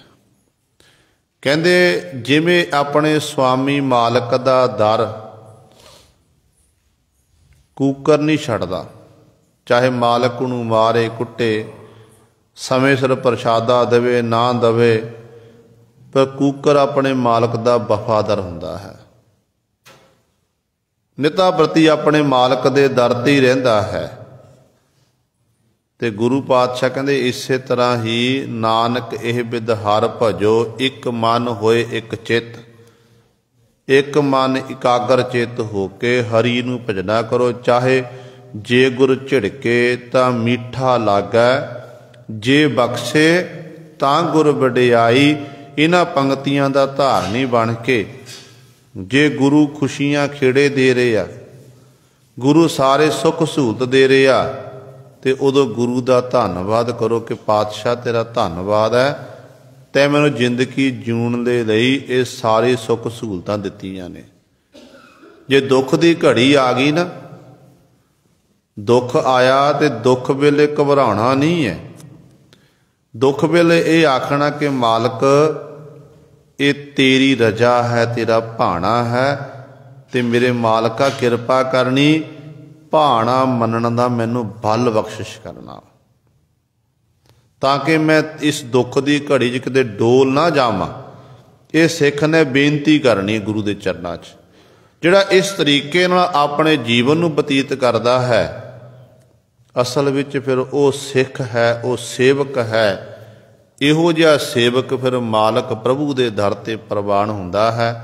ਤੇ ਸਤਿਗੁਰੂ ਸੇਵਕ ਦੀ ਪਰਿਭਾਸ਼ਾ ਦੱਸ ਰਹੇ ਨੇ। ਤੇ ਪਾਤਸ਼ਾਹ ਕਹਿੰਦੇ ਨੇ ਜਿਹੜੇ ਇਸ ਤਰ੍ਹਾਂ ਉਸ ਹਮ ਲਾਲਣ ਕੇ ਲਾਲੇ, ਕਹਿੰਦੇ ਅਸੀਂ ਭਾਈ ਉਸ ਕੌਤਕ ਕਰਨ ਵਾਲੇ ਜਿਹੜਾ ਪਰਮੇਸ਼ਰ ਹੈ, ਪਿਆਰਾ ਹੈ, ਉਹਦੇ ਅਸੀਂ ਲਾਲੇ ਗੋਲੇ ਹਾਂ। ਉਹੀ ਸਾਡਾ ਉਹ ਮਾਲਕ ਵਾਹਿਗੁਰੂ ਸਾਡੀ ਪਾਲਣਾ ਪੋਸ਼ਣ ਕਰਨ ਵਾਲਾ ਹੈ। ਕਹਿੰਦੇ ਇਹੋ ਜਿਹਾ ਪਰਮੇਸ਼ਰ, ਸੋਹਣਾ ਪਰਮੇਸ਼ਰ ਕਿਵੇਂ ਦੇਖਿਆ ਜਾ ਸਕਦਾ? ਤੇ ਸਤਿਗੁਰੂ ਕਹਿੰਦੇ ਗੁਰ ਅਲੱਖ ਲਿਖਾਇਆ, ਗੁਰੂ ਹੀ ਦਿਖਾ ਸਕਦਾ। ਕਿਉਂ ਗੁਰੂ ਤੇ ਪਰਮੇਸ਼ਰ ਵਿੱਚ ਕੋਈ ਫਰਕ ਨਹੀਂ ਹੈ, ਤੇ ਗੁਰੂ ਤੇ ਪਰਮੇਸ਼ਰ ਇੱਕ ਹਨ। ਗੁਰੂ ਸਰਗੁਣ ਸਰੂਪ ਹੈ ਤੇ ਪਰਮੇਸ਼ਰ ਨਿਰਗੁਣ ਸਰੂਪ, ਫਰਕ ਇੰਨਾ ਹੀ ਹੈ। ਨਿਰਗੁਣ ਵੀ ਉਹੀ ਹੈ ਤੇ ਸਰਗੁਣ ਵੀ ਉਹੀ ਹੈ। ਜਦੋਂ ਪਰਮਾਤਮਾ ਦੇ ਮਨ 'ਚ ਇਹ ਵਿਚਾਰ ਆਈ ਕਿ ਮੈਂ ਸੰਸਾਰ ਦੇ ਜੀਵਾਂ ਦਾ ਭਲਾ ਕਰਾਂ, ਤੇ ਉਦੋਂ ਪਰਮਾਤਮਾ ਨੇ ਫਿਰ ਸਰਗੁਣ ਸਰੂਪ ਧਾਰਨ ਕੀਤਾ। ਗੁਰੂ ਨਾਨਕ ਪਾਤਸ਼ਾਹ ਤੋਂ ਲੈ ਕੇ 10ਵੇਂ ਪਾਤਸ਼ਾਹ ਮਹਾਰਾਜ ਤੱਕ ਉਹੀ ਜੋਤ, ਉਹੀ ਹੈ ਨਿਰੰਕਾਰ ਦੀ ਜੋਤ। ਉਹੀ ਜੋਤ ਸਾਰੀਆਂ ਥਾਵਾਂ 'ਤੇ ਵਰਤ ਰਹੀ ਹੈ। ਤੇ ਐਸੇ ਪਰਮੇਸ਼ਰ ਦੀ ਜਿਹੜੀ ਜੋਤ ਸਾਰੀਆਂ ਥਾਵਾਂ 'ਤੇ ਵਰਤ ਰਹੀ, ਉਹ ਵਾਹਿਗੁਰੂ ਹੀ ਸਾਰਿਆਂ ਦੀ ਸਮੇਂ-ਸਮੇਂ ਸੰਭਾਲ ਕਰਦਾ ਹੈ। ਤੇ ਵਾਹਿਗੁਰੂ ਹੀ ਤੇ ਗੁਰੂ ਵਿੱਚ ਤੇ ਵਾਹਿਗੁਰੂ ਵਿੱਚ ਕਿਸੇ ਪ੍ਰਕਾਰ ਦਾ ਫਰਕ ਨਹੀਂ ਹੈ। ਗੁਰ ਅਲੱਖ ਲਿਖਾਇਆ, ਉਹ ਗੁਰੂ ਹੀ ਇੱਕ ਐਸਾ ਹੈ ਜਿਹੜਾ ਅਲੱਖ ਨਾ ਲਖਿਆ ਜਾਣ ਵਾਲਾ। ਉਸ ਅਦ੍ਰਿਸ਼ਟ ਪਰਮੇਸ਼ਰ ਨੂੰ ਗੁਰੂ ਲਿਖਾ ਦਿੰਦਾ, ਜਣਾ ਦਿੰਦਾ ਹੈ। ਅਵਰ ਨਾ ਦੂਜਾ ਭਾਲੇ, ਕਹਿੰਦੇ ਕੋਈ ਹੋਰ ਥਾਂ ਨਹੀਂ ਹੈ। ਜੇ ਗੁਰੂ ਦੇ ਦਰ ਨੂੰ ਛੱਡ ਕੇ ਆਪਾਂ ਆਖੀ ਕਿ ਉਸ ਹੋਰ ਤਰੀਕੇ ਨਾਲ, ਹੋਰ ਜੁਗਤੀ ਦੇ ਰਾਹੀਂ, ਆਪਣੀ ਸਿਆਣਪ ਨਾਲ, ਸੂਝ ਬੂਝ ਦੇ ਰਾਹੀਂ ਆਪਾਂ ਗੁਰੂ ਉਸ ਪਰਮੇਸ਼ਰ ਨੂੰ ਪ੍ਰਾਪਤ ਕਰ ਲਵਾਂਗੇ, ਤੇ ਪਾਤਸ਼ਾਹ ਕਹਿੰਦੇ ਨਹੀਂ ਹੋ ਸਕਦਾ। ਗੁਰੂ ਗ੍ਰੰਥ ਸਾਹਿਬ ਮਹਾਰਾਜ ਦੀ ਪਾਵਨ ਬਾਣੀ ਆਪਾਂ ਪੜ੍ਹ ਲਈਏ, ਵਿਚਾਰ ਲਈਏ ਨਾ, ਜਿਉਂ-ਜਿਉਂ ਆਪਾਂ ਵਿਚਾਰਦੇ ਜਾਵਾਂਗੇ, ਬਾਣੀ ਪਿਆਰ ਨਾਲ ਪੜ੍ਹਦੇ ਜਾਵਾਂਗੇ, ਸਾਡੀ ਗੁਰੂ ਨਾਲ ਨੇੜਤਾ, ਪਰਮੇਸ਼ਰ ਨਾਲ ਨੇੜਤਾ ਬਣਦੀ ਜਾਵੇਗੀ। ਪੁਰਾਣੇ ਸਮਿਆਂ ਦੇ ਵਿੱਚ ਜਦੋਂ ਸਤਿਗੁਰੂ ਦਾ ਸਮਾਂ ਸੀ ਨਾ, ਸਿੱਖ ਬਾਣੀ ਬਹੁਤ ਪੜ੍ਹਦੇ ਹੁੰਦੇ ਸੀ। ਅੱਜ ਕੱਲ੍ਹ ਤਾਂ ਗੁਰੂ ਦੀ ਬੜੀ ਬਖਸ਼ਿਸ਼ ਹੈ, ਆਪਾਂ ਹੱਥਾਂ 'ਚ ਮੋਬਾਇਲ ਫੋਨ ਫੜ ਕੇ ਪਕੜੇ ਨੇ, ਮੋਬਾਇਲਾਂ 'ਚ ਗੁਰੂ ਗ੍ਰੰਥ ਸਾਹਿਬ ਮਹਾਰਾਜ। सफ़र करते हैं, आप बाणी पढ़ सकते हैं, बाणी दे गुढ़ के। तो उदों ना गुरबाणी दीयां पोथियां बहुतियां हुंदियां सी, सिखां दे दिमाग इन्ने तेज हुंदे सी, सतगुरु बाणी उच्चारण करते सी ते सिख सुणदे बाणी सुणदियां सर जवानी कंठ कर लैंदे सी। इन्ना तेज तरार उदों सिखां दा दिमाग हुंदा सी। ते बाणी बड़ी पढ़नी, ते बाणी पढ़नी भी ते बाणी नूं फिर विचारना भी है। तो उन्होंने इन्ना ज्ञान हो चुका सी कि कल्ली कल्ली गल की समझ आ जाती। ये पता सी जदों गुरु ग्रंथ साहिब की पावन बाणी पढ़ते सी ना, ये उन्होंने ज्ञान होंदा साडे गुरु ग्रंथ साहिब महाराज सानूं की कह रहे हैं। अज आपां नितनेम करते हैं, होर बाणियां पढ़ते हैं, तो कईयां नूं अर्थां दा पता ही नहीं है, सारी जिंदगी लंघ जाती है बाणी पढ़ते हैं, पर वो ये नहीं पता लगता कि जपजी साहिब च गुरु नानक पातशाह की कह रहे हैं, जाप साहिब च की कह रहे हैं, सतगुरु जी सानू गुरु की उपदेश दिंदे ने, इहदे वा ज्ञान ही प्राप्त होया। केवल पढ़न तक सीमित रह, जिस करके सानू ये दातां जड़ियां मिलियां नहीं। ते कलगीधर पातशाह साहब श्री गुरु गोबिंद सिंह महाराज विचर रहे ने, सिंह बैठे सतगुरां दी हजूरी विच, वार्तालाप हो रही है, बचन विलास पातशाह जी कर रहे ने। धन गुरु गोबिंद सिंह महाराज ने जदों सिख गुरबाणी की विचार करते, सतगुर तो सुनते ने, बाणी पढ़ते हैं, तो कलगीधर पातशाह महाराज कहन लगे कि कहते भाई कोई इहो जिहा सिंह है, मैं घोड़े की रकाब विच अपना चरण पावांगा, घोड़े ते सवार होण तो पहला पहला मैनू गुरु ग्रंथ साहिब महाराज दे अर्थ करके दिखा देवे, भाव अर्थ दस दे गुरु ग्रंथ की कहते हैं। घोड़े की रकाब जिहदे उत्ते जे पैर रख के आपां घोड़े ते चढ़ते हैं, ते सारे सुन के हैरान कि इंज किवें हो सकदा, ये किवें हो सकदा है। ते धन गुरु कलगीधर पातशाह इस तरह बचन कर रहे ने। एक सिंह जिदों ते गुरु की बड़ी अपार बख्शिश रहमत है, नाम दा रसीया, रस लै लैके बाणी पढ़दा, सिमरन करदा, निम्रता विच नीमा होके, हंकार विच नहीं आया, नीमा होके अपना सीस झुका के गुरु कलगीधर पातशाह दे अगे हथ खलो गया। हाथ जोड़े हुए ने, हाथ जोड़ के बेनती कर रहा कि सतगुरु जी आप जी की किरपा होवे, रहमत होवे ना, आप जी की किरपा सदका मैं इन्ने समय दे विच आप जी नूं पूर्ण गुरु ग्रंथ साहिब महाराज का जिहड़ा पाठ है सुना सकता हाँ, पूर्ण गुरु ग्रंथ साहिब महाराज दे अर्थ करके दिखा सकता हाँ, तुहाडी किरपा नाल पातशाह। सतगुरु कहते ठीक है। सारे सिंह जिहड़े नाल दे हैरान हो गए कि इंज किवें हो सकदा। ते गुरु गोबिंद सिंह महाराज जदों सवार होए घोड़े च, ते सतगुरु जी ने अपना रकाब चरण पाया, चरण पा के जदों सतगुरु जी घोड़े उत्ते सवार होण लगे, ते सिख कहंदा एक ओंकार सतगुर प्रसाद, एक ओंकार सतगुर प्रसाद। ते कलगीधर पातशाह महाराज घोड़े थल्ले उतर आए, सतगुरु जी ने गल बकड़ी च ले लिया, गल बकड़ी च लिया, ते पातशाह कहन लगे सिखा निहाल निहाल निहाल, 3 बारी पातशाह ने बचन कीते। सिखा तू गुरु ग्रंथ साहिब महाराज की पावन बाणी नूं समझ गया, बाकी ते गुरु ग्रंथ साहिब महाराज दे अर्थ करके विखा दिते। तो जदों सतगुरु ये वचन कर रहे ने, ते नाल दे सिंह कहन लगे पातशाह एक ओंकार सतगुर प्रसाद, इन्ने वचन कीते सिख ने, ते तुसी कहंदे सारा गुरु ग्रंथ साहिब महाराज पढ़ लिया, ते ग्रंथ तां बहुत वड्डा है, ग्रंथ दे तां इन्ने अंग ने पातशाह, ये किवें हो सकदा। ते धन गुरु कलगीधर पातशाह महाराज ने आख्या, कहन लगे सिंघो एक ओंकार की अगे व्याख्या की गई है। असल विच जिहड़ा एक ओंकार सतगुर की प्रसाद कृपा नाल जिहड़ा मिलदा ना, कहंदे बाकी जिन्ने भी 1430 अंक ने ना, उन्हां विच इसे एक ओंकार की व्याख्या की गई है। ते सिंह समझ गया, ते सिंह ने समझ के सानू दस दिता। ते असल विच एक अकाल पुरख की ही व्याख्या गुरु ग्रंथ साहिब की गई है। अकाल पुरख तो बिना होर किसी की गल नहीं की गई है। जो आरंभता करते हैं, आरंभता विच सतगुरु कहते एक। देखो जदों आपां बाणी पढ़ते हैं, बाणी की आरंभता की सतगुरु जी ने जिहड़ा ये एका पाया है, ओंकार जिहड़ा है ये वखरा पाया। जिहड़ा ओंकार है असल च ओम शब्द है, ओम शब्द हिंदू मत अनुसार, सनातन मत अनुसार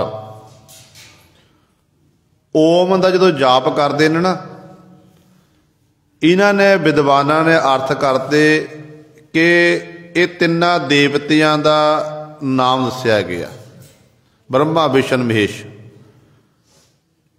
पर सतगुरु जी ने अगे एका पाया, गिणती का एका पाया। गुरु सवारे ते पातशाह ने दसता कि नहीं भाई, एक एक ओंकार है, एक वखरा, ते ओंकार उहदा प्रकाश रूप है।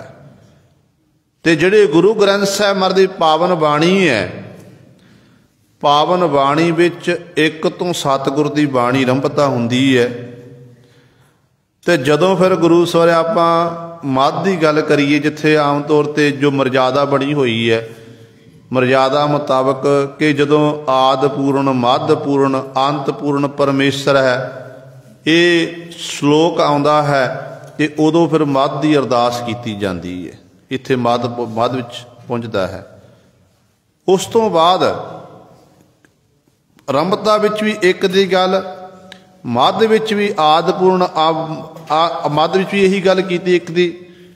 जदों फिर गुरु ग्रंथ साहिब महाराज की पावन बाणी की समाप्ति हुई ना, ते सतगुरु जी महाराज अखीर ते कहंदे ने, तेरा कीता जातो नाही, मैनो जो की तोई, मैं निर्गुण यारे को गुण नाही, आपे तरस प्योई, तरस पिया मेहरामत होई, सतगुर सज्जन मिलिया, नानक नाम मिलै तां जीवा, तन मन थीवै हरिया। अखीर दे विच भी सतगुरु जी ने उसे ही निरंकार की उस्तत वडियाई कीती है। भाव दसिया कि पूर्ण गुरु ग्रंथ साहिब महाराज विच एक तो बिना दूजी कोई गल नहीं है। वो वखरी गल है। समझाने वास्ते सतगुरु जी ने दृष्टांत दिते ने, कई देवी देवतियां दे नाम ले गए ने, कईयां दा नाम संबोधन करके आख्या कि फलाने समय आ होया, उहदे उत्ते मालक की कृपा तेरे उहदे उत्ते होई, तेरे उत्ते हो सकती है। तो इस तरह सतगुरु ने इस समझाने की कोशिश की। असल में जिवें सतगुरु की एक पंक्ति आती है कि सुख दियो परीक्षित गुण रवै, गौतम रिख जस गायो। हुण पंक्ति एक है, एक पंक्ति विच सतगुरु जी ने तिन्नां दी गल कर दिती। सुखदेव कौन सी? सुखदेव मुनि जी। कि सुखदेव मुनि ने परमेश्वर की आराधना की, वो गुणां दा भंडार बन गया, उहदे उत्ते मालक की कृपा हो गई।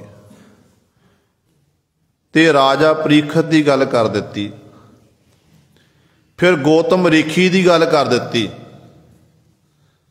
कि इन्हां ने उस मालक का जस किया, ते ये जे पदवियां प्राप्त कर सकते हो कि तुहानू भी फिर ये पदवियां प्राप्त हो सकदियां ने जे तुसी भी भाई उस मालक प्रभु के गुणां दा गायन करोगे, एक दी वडियाई, एक दी सिफसला करोगे, तुहानू भी मान सन्मान उस मालक के दर तो प्राप्त हो सकता है। ते वो ऐसे जिहड़ा लखणां तो रहत परमेश्वर है, ये परमेश्वर नूं लखाण वाला, जनाण वाला कौन है? गुरु है। गुरु जनांदा है। ਤੇ ਸਤਿਗੁਰੂ ਮਹਾਰਾਜ ਬਚਨ ਕਰਦੇ ਨੇ, ਗੁਰ ਅਲਖ ਲਖਾਇਆ ਅਵਰ ਨਾ ਦੂਜਾ ਭਾਲੇ। ਕਹਿੰਦੇ ਗੁਰੂ ਹੀ ਲੱਖਣਾ ਤੋਂ ਲਹਿਤ ਪੈਨਸ਼ਨ ਲਿਖਾਉਂਦਾ ਹੈ, ਜਣਾਉਂਦਾ ਹੈ। ਇਸ ਕਰਕੇ ਭਾਈ ਅਵਰ ਨਾ ਦੂਜਾ ਭਾਲੇ, ਹੋਰ ਕਿਤੇ ਜਾ ਕੇ ਭਾਲ ਨਾ ਕਰਨਾ ਕਰ, ਗੁਰੂ ਦੇ ਕੋਲ ਆ। ਗੁਰੂ ਹੀ ਤੈਨੂੰ ਉਸ ਮਾਲਕ ਦੇ ਦੀਦਾਰ ਕਰਾਉਣ ਵਾਲਾ ਹੈ, ਤੂੰ ਗੁਰੂ ਦੇ ਗੁਣ ਗਾਇਨ ਕਰਨਾ ਕਰ।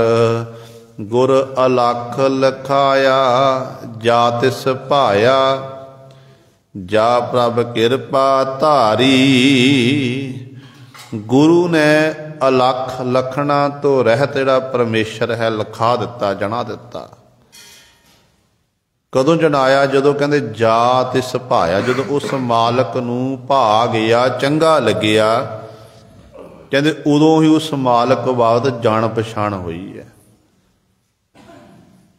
ਪਰ ਕਹਿੰਦੇ ਜਾ ਪ੍ਰਭ ਕਿਰਪਾ ਧਾਰੀ, ਜਦੋਂ ਪ੍ਰਭੂ ਨੇ ਆਪ ਕਿਰਪਾ ਕੀਤੀ ਨਾ, ਜਿਹਦੇ ਉੱਤੇ ਮਾਲਕ ਵਾਹਿਗੁਰੂ ਆਪ ਕਿਰਪਾ ਕਰਦਾ ਨਾ, ਉਹੀ ਫਿਰ ਗੁਰੂ ਦੇ ਲੜ ਲੱਗਦਾ। ਉਹੀ ਫਿਰ ਉਹਦੇ ਪਾਸੋਂ ਹੀ ਸਤਿਗੁਰੂ ਜੀ ਫਿਰ ਉਹ ਗੁਰੂ ਪਾਸੋਂ ਗੁਰਮੰਤਰ ਲੈ ਕੇ ਗੁਰੂ ਦੀ ਸਿੱਖਿਆ ਅਨੁਸਾਰ ਜੀਵਨ ਨੂੰ ਬਤੀਤ ਕਰਦਾ, ਤੇ ਉਹਦੀ ਨੇੜਤਾ ਗੁਰੂ ਸਵਾਰੇ ਫਿਰ ਉਸ ਮਾਲਕ ਦੇ ਨਾਲ ਬਣਦੀ ਹੈ, ਤੇ ਕਿਰਪਾ ਉਸ ਮਾਲਕ ਦੀ ਹੀ ਹੁੰਦੀ ਹੈ। ਮਾਲਕ ਦੀ ਕਿਰਪਾ ਦਾ ਕੁਝ ਗੁਰੂ, ਦੋ ਕਿਰਪਾ ਨੇ, ਗੁਰੂ ਕਿਰਪਾ, ਪ੍ਰਭੂ ਕਿਰਪਾ। ਜੇ ਦੋਨੇ ਕਿਰਪਾ ਹੋਣ ਲੱਗੀਆਂ ਤੇ ਮੰਨ ਲਓ ਉਦੋਂ ਜੀਵ ਦਾ ਜੀਵਨ ਜਿਹੜਾ ਸਫਲਾ ਹੋ ਜਾਂਦਾ ਹੈ। ਇਸੇ ਕਰਕੇ ਸਤਿਗੁਰੂ ਸਾਨੂੰ ਸਮਝਾਉਂਦੇ ਨੇ, ਕਹਿੰਦੇ ਉਸ ਮਾਲਕ ਪ੍ਰਭੂ ਦੇ ਚਰਨਾਂ 'ਚ ਬੇਨਤੀ ਕਰਿਆ ਕਰ। ਬੇਨਤੀ ਕਿਵੇਂ ਕਰਨੀ ਹੈ? ਪ੍ਰਭ ਕੀਜੈ ਕਿਰਪਾ ਨਿਧਾਨ, ਹਮ ਹਰ ਗੁਣ ਗਾਵਹਿਗੇ, ਹੋ ਤੁਮਰੀ ਕਰੋ ਨਿਤ ਆਸ, ਪ੍ਰਭ ਮੋਹੇ ਕਬ ਗਲ ਲਾਵਹਿਗੇ। ਇਹ ਬੇਨਤੀ ਹੈ। ਇਸ ਤਰੀਕੇ ਨਾਲ ਕਹਿੰਦੇ ਬੇਨਤੀ ਕਰ, ਤੇ ਵਾਹਿਗੁਰੂ ਨੇ ਤੇਰੀ ਬੇਨਤੀ ਸੁਣਨੀ, ਤੇਰੇ ਉੱਤੇ ਉਹ ਰਹਿਮਤ ਹੋ ਸਕਦੀ ਹੈ। ਤੂੰ ਵੀ ਉਸ ਮਾਲਕ ਨਾਲ ਲੱਖਣਾ ਤੋਂ ਰਹਿਤ, ਜਿਹੜਾ ਲਖਿਆ ਨਹੀਂ ਜਾ ਸਕਦਾ ਪਰਮੇਸ਼ਰ, ਉਹਦੇ ਬਾਅਦ ਤੂੰ ਜਾਣ ਸਕਦਾ ਹੈ। ਪਰ ਹੋਣਾ ਉਦੋਂ ਹੀ ਹੈ ਜਾਂ ਪ੍ਰਭ ਕਿਰਪਾ ਧਾਰੀ, ਜਦੋਂ ਪ੍ਰਭੂ ਆਪ ਕਿਰਪਾ ਕਰ ਦਵੇ, ਰਹਿਮਤ ਕਰ ਦਵੇ। ਜਗ ਜੀਵਨ ਦਾਤਾ ਪੁਰਖ ਵਿਧਾਤਾ, ਸਹਿਜ ਮਿਲੇ ਬਨਵਾਰੀ। ਬਨਵਾਰੀ ਕਹਿੰਦੇ ਜਗਤ ਦਾ ਮਾਲੀ, ਜਗਤ ਦੀ ਮਾਲੀ, ਜਿਵੇਂ ਬਾਗ ਦੀ ਪਾਲਣਾ ਪੋਸ਼ਣਾ ਕਰਦਾ, ਫਲ ਬੂਟਿਆਂ ਨੂੰ ਸੰਭਾਲਦਾ ਹੈ, ਬਗੀਚੀ ਨੂੰ ਸੰਭਾਲਦਾ ਹੈ, ਇਸੇ ਤਰ੍ਹਾਂ ਸੰਸਾਰ ਰੂਪੀ ਜਿਹੜਾ ਇਹ ਬਾਗ ਹੈ, ਇਹਨੂੰ ਸੰਭਾਲਣ ਵਾਲਾ ਇੱਕ ਪਰਮੇਸ਼ਰ ਵਾਹਿਗੁਰੂ ਹੈ। ਉਹ ਵਾਹਿਗੁਰੂ ਕੈਸਾ ਹੈ? ਕਹਿੰਦੇ ਜਗਤ ਨੂੰ ਜੀਵਨ ਦੇਣ ਵਾਲਾ, ਜਗ ਜੀਵਨ ਦਾਤਾ। ਜਗਤ ਨੂੰ ਜੀਵਨ ਦੇਣ ਵਾਲਾ ਦਾਤਾ ਪਰਮੇਸ਼ਰ ਹੈ। ਉਹਦੇ ਹੱਥ 'ਚ ਦਾਤਾਂ ਦੇਣ ਦੀ ਉਹ ਆਦਤ ਪਈ ਹੋਈ ਹੈ।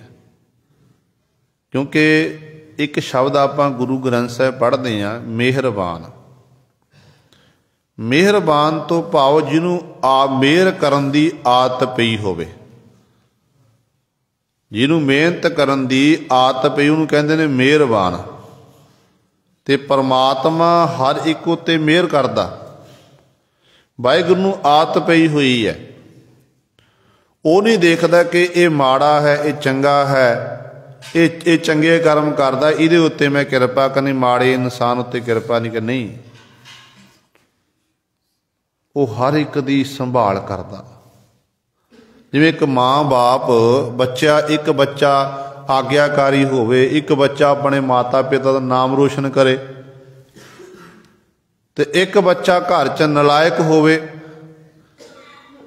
ਹਰ ਸਮੇਂ ਮਾਂ ਬਾਪ ਨੂੰ ਲਾਂਭੇ ਆਉਂਦੇ ਹੋਣ, ਮਾਤਾ ਪਿਤਾ ਦਾ ਨਾਮ ਖੁਆਰ ਕਰ ਦੇਵੇ, ਪਰ ਮਾਂ ਬਾਪ ਫਿਰ ਵੀ ਆਪਣੇ ਬੱਚੇ ਨੂੰ ਪਿਆਰ ਕਰਦੇ ਨੇ। ਉਹ ਵੱਖਰੀ ਗੱਲ ਹੈ। ਜਦੋਂ ਕੋਈ ਬੱਚਾ ਗਲਤੀ ਕਰਦਾ ਤੇ ਮਾਂ ਬਾਪ ਤਾੜਦੇ ਜ਼ਰੂਰ ਹਨ, ਤਾੜਨਾ ਕਰਦੇ ਨੇ, ਸਮਝਾਉਂਦੇ ਨੇ ਤਾਂ ਕਿ ਸਾਡਾ ਬੱਚਾ ਸੁਧਰ ਜਾਵੇ। ਪਰ ਅੰਦਰੋਂ ਮਾਂ ਬਾਪ ਦੇ ਮਨ 'ਚ ਆਪਣੇ ਬੱਚਿਆਂ ਪ੍ਰਤੀ ਪ੍ਰੇਮ ਹੁੰਦਾ ਹੈ। ਤੇ ਪਰਮੇਸ਼ਰ ਵੀ ਇਸੇ ਤਰ੍ਹਾਂ ਗੁਰੂ ਸਵਾਰਿਓ ਸਾਡੀ ਸੰਭਾਲ ਕਰਦਾ ਹੈ। ਉਹਦੀ ਨਿਗਾਹ ਚਾਹੇ ਕੋਈ ਨਲਾਇਕ ਹੈ ਕੋਈ ਲਾਇਕ ਹੈ, ਉਹ ਸਾਰਿਆਂ ਦੀ ਸਮੇਂ ਸਮੇਂ ਸੰਭਾਲ ਕਰ ਰਿਹਾ, ਪ੍ਰਤਪਾਲਨਾ ਕਰ ਰਿਹਾ ਹੈ। ਉਸ ਵਾਹਿਗੁਰੂ ਦੇ ਮਨ 'ਚ ਸਾਰਿਆਂ ਦੇ ਪ੍ਰਤੀ ਇੱਕੋ ਜਿਹਾ ਪ੍ਰੇਮ ਹੈ, ਬਖਸ਼ਿਸ਼ ਕਰਦਾ ਵਾਹਿਗੁਰੂ। ਇਸ ਕਰਕੇ ਉਹ ਵਾਹਿਗੁਰੂ ਹਰ ਜੀ ਮਾਤਾ, ਹਰ ਜੀ ਪਿਤਾ, ਹਰ ਜੀਓ ਪ੍ਰਤਪਾਲਕ, ਹਰ ਜੀ ਮੇਰੀ ਸਾਰ ਕਰੇ, ਹਮ ਹਰ ਕੇ ਬਾਰਕ। ਉਹ ਅਸੀਂ ਉਸ ਮਾਲਕ ਦੇ ਬੱਚੇ ਹਾਂ, ਸਾਡਾ ਹੀ ਮਾਤਾ ਪਿਤਾ ਸਭ ਕੁਝ ਉਹੀ ਹੈ, ਸਭ ਕੁਝ ਪਰਮਾਤਮਾ ਹੀ ਹੈ। ਇਸ ਕਰਕੇ ਉਹ ਵਾਹਿਗੁਰੂ ਦਾਤਾ ਹੈ, ਜਗਤ ਨੂੰ ਜੀਵਨ ਦੇਣ ਵਾਲਾ ਉਹ ਦਾਤਾ ਹੈ, ਪੁਰਖ, ਪਾਪਾਂ ਰੂਪੀ ਪੂਤ ਰੱਖਿਆ ਕਰਨ ਵਾਲਾ ਇੱਕ ਪੁਰਖ ਹੈ। ਬਾਕੀ ਸਾਰੇ ਆਪਾਂ ਇਸਤਰੀਆਂ ਨੇ, ਚਾਹੇ ਮਨੁੱਖ ਹੈ ਚਾਹੇ ਇਸਤਰੀ ਹੈ, ਅਸੀਂ ਸਾਰੀਆਂ ਪਰਮਾਤਮਾ ਦੀਆਂ ਇਸਤਰੀਆਂ ਹਨ ਤੇ ਪਰਮਾਤਮਾ ਸਾਡਾ ਪਤੀ ਪਰਮੇਸ਼ਰ ਹੈ। ਇੱਥੋਂ ਤੱਕ ਜਦੋਂ ਆਪਾਂ ਗੁਰੂ ਗ੍ਰੰਥ ਸਾਹਿਬ ਮਹਾਰਾਜ ਦੀ ਪਾਵਨ ਬਾਣੀ ਪੜ੍ਹਦੇ ਹਾਂ ਨਾ, ਜਿੰਨੀ ਵੀ ਬਾਣੀ ਹੈ ਇੱਕ ਓਅੰਕਾਰ ਤੋਂ ਲੈ ਕੇ 18 10 20 ਤੱਕ 1430 ਅੰਗ 31 ਰਾਗਾਂ ਵਿੱਚ ਪਾਤਸ਼ਾਹ ਨੇ ਉਚਾਰਨ ਕੀਤੀ ਹੈ। ਇਹ ਜਿਹੜੀ ਸਾਰੀ ਬਾਣੀ ਹੈ ਸਤਿਗੁਰੂ ਨੇ ਇੱਕ ਇਸਤਰੀ ਰੂਪ ਵਿੱਚ ਉਚਾਰਨ ਕੀਤੀ ਹੈ। ਆਪਣੇ ਆਪ ਨੂੰ ਪਾਤਸ਼ਾਹ ਨੇ ਇਸਤਰੀ ਖਵਾਇਆ ਤੇ ਇਹ ਆਖਿਆ ਕਿ ਪਰਮੇਸ਼ਰ ਸਾਡਾ ਪਤੀ ਪਰਮੇਸ਼ਰ ਹੈ ਤੇ ਅਸੀਂ ਉਸ ਮਾਲਕ ਦੀਆਂ ਇਸਤਰੀਆਂ ਹਨ। ਇਸ ਕਰਕੇ ਇੱਕ ਪੁਰਖ ਹੈ, ਏਕਾ ਪੁਰਖ ਸਬਾਈ ਨਾਰ, ਬਾਕੀ ਸਾਰੀਆਂ ਇਸਤਰੀਆਂ ਨੇ। ਤੇ ਉਹ ਵਾਹਿਗੁਰੂ ਪਰਮੇਸ਼ਰ ਜਿਹੜਾ ਹੈ, ਕਹਿੰਦੇ ਨੇ ਉਹ ਪਰਮੇਸ਼ਰ ਵਾਹਿਗੁਰੂ ਕਿਰਪਾ ਕਰਦਾ ਹੈ, ਕਹਿੰਦੇ ਉਹ ਜਗਜੀਵਨ ਦਾਤਾ, ਪੁਰਖ ਵਿਧਾਤਾ, ਫਲ ਬਲ ਵਿਧਾਤਾ ਹੈ ਤੇ ਜੀਵਾਂ ਨੂੰ ਉਹ ਫਲ ਦੇ ਰਿਹਾ ਹੈ। ਤੇ ਇਹੋ ਜਿਹਾ ਪਰਮੇਸ਼ਰ ਮਿਲਦਾ ਕਿਵੇਂ ਹੈ? ਸਹਿਜ ਮਿਲੇ, ਸਹਿਜ ਵਾਲੀ ਅਵਸਥਾ, ਆਤਮ ਅਡੋਲਤਾ ਵਾਲੀ ਅਵਸਥਾ। ਉਸ ਅਵਸਥਾ ਵਿੱਚ ਕਹਿੰਦੇ ਜਗਤ ਦਾ ਬਨਵਾਲੀ ਮਾਲੀ ਪਰਮੇਸ਼ਰ ਜਿਹੜਾ ਹੈ ਉਹ ਮਿਲਦਾ ਹੈ। ਨਦਰ ਕਰੇ ਤੂੰ ਤਾਰ ਹੈ ਤਰੀਐ, ਸੱਚ ਦੇਵ ਹੋ ਦੀਨ ਦਿਆਲਾ। ਅਗਲਾ ਵਚਨ ਗੁਰਦੇਵ ਪਿਤਾ ਜੀ ਕਰ ਰਹੇ ਨੇ, ਕਹਿੰਦੇ ਹੇ ਪਰਮੇਸ਼ਰ, ਜੇ ਤੂੰ ਨਦਰ ਕਰ ਦਵੇ, ਜੇ ਤੂੰ ਮਿਹਰ ਕਰ ਦਵੇ, ਫਿਰ ਤੂੰ ਜੀਵਾਂ ਨੂੰ ਤਾਰਦਾ ਹੈ। ਤੇਰੀ ਕਿਰਪਾ ਦੇ ਨਾਲ ਹੀ ਜੀਵ ਤਰੀਆ ਤਰਦੇ ਹਨ। ਇਸ ਕਰਕੇ ਹੇ ਪਰਮੇਸ਼ਰ ਸੱਚ ਦੇਵੋ, ਸਾਨੂੰ ਆਪਣੇ ਦਰ ਤੋਂ ਸੱਚਾ ਨਾਮ ਦੇਣਾ ਕਰੋ। ਆਪ ਜੀ ਦੀਨਾਂ ਦੀ ਰੱਖਿਆ ਕਰਨ ਵਾਲੇ ਦਿਆਲੂ ਪ੍ਰਭੂ ਹਨ। ਪ੍ਰਣਵਤ ਨਾਨਕ ਦਾਸਨ ਦਾਸਾ, ਤੂੰ ਸਰਬ ਜੀਆਂ ਪ੍ਰਤਪਾਲਾ।